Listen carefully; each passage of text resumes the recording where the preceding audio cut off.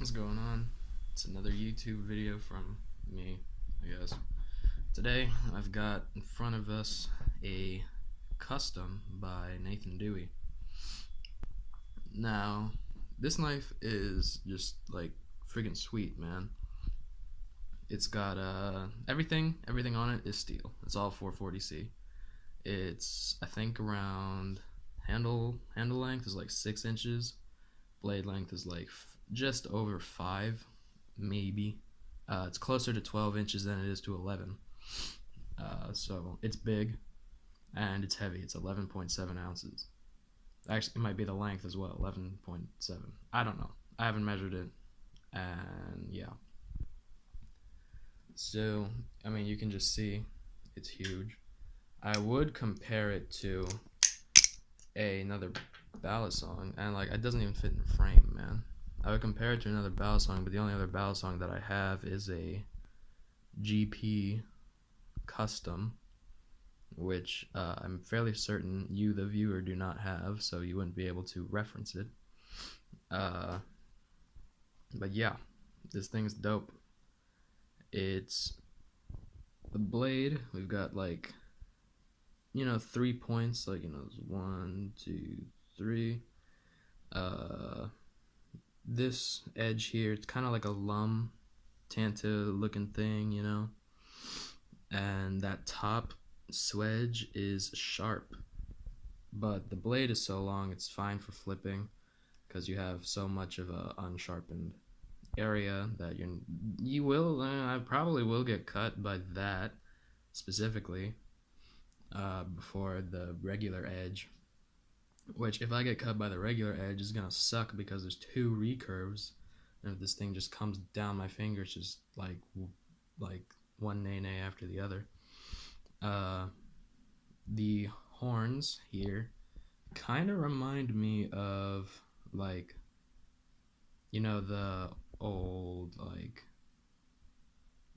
Filipino knives with the eagle thing on the tang of it, because like you've got so much grip and like it's like a guard. It doesn't really affect flipping is still fine, again, if you're okay with flipping. 11.7 ounces.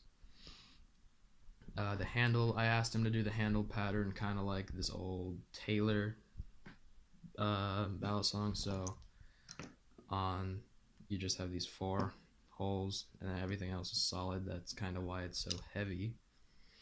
And then it has a pocket clip in case I ever want to carry this beast. You can tell he did these. Let's see if it'll focus. No, that made it worse. That didn't help much. Okay, you see those little pins? It's because it's like a channel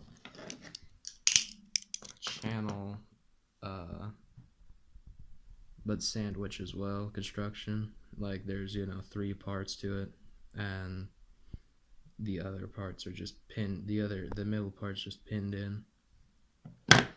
It's cool. I would like flip it, but when I flip I don't have any sound. You can't hear me. You probably can't hear me at all because I'm covering up the microphone, which is friggin' sweet. Then the latch, it's like sculpted, man. Can I just focus on that? Yeah, it's like sculpted, man. Again, with the focusing. Anyway, it won't come on. It won't lock up or bind up or whatever. And then also when it's closed. So, only negative, I had to put it together myself because I live overseas from the States. So TSA didn't, take it or whatever. They didn't. They did search the bag, but they didn't take it. And I had to put it together myself. There's no washers. There's 0 washers. It's just the handles, held together with the screws, which is cool. I don't care. I don't need washers. I'm not a competitive flipper. If I was, I wouldn't have ordered an 11.7 ounce balisong. You know, so it wasn't hard to put together. That's the point. But otherwise, it's a beautiful knife. Amazing build quality. I Loctited it last night, so it's all held together. I don't know what kind of grind this is, because there's no like secondary bevel, you know. So I would, reckon to say that that's kind of almost like a Scandi grind, which is like, I don't know. I'm horrible with grinds. Like, I cannot tell the difference, man. Uh, Between like scan or like anything and like full. I mean, okay, full flat, I can tell the difference because it's either full flat or it's not.